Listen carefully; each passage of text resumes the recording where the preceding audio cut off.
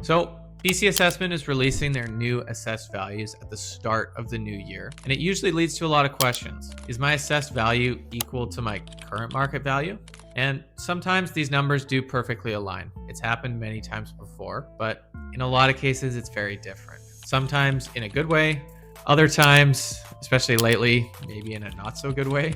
But the short answer here is really take your assessment value with a grain of salt. Generally does not equal your current market value.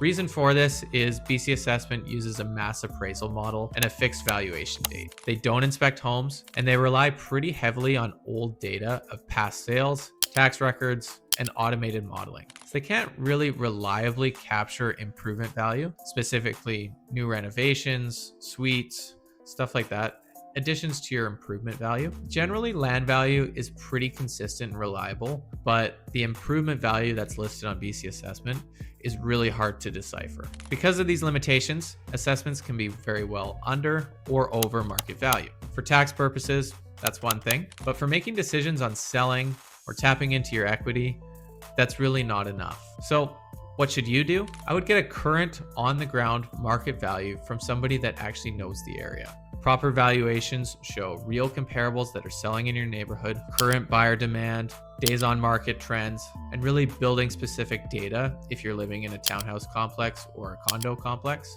This really shows where your biggest asset stands today, not where it was guessed at or assessed at back in July.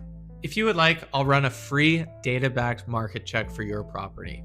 And if you're thinking of selling, I'll give you a realistic list price recommendation and a pricing strategy for you. Send me a message and I'll get that over to you.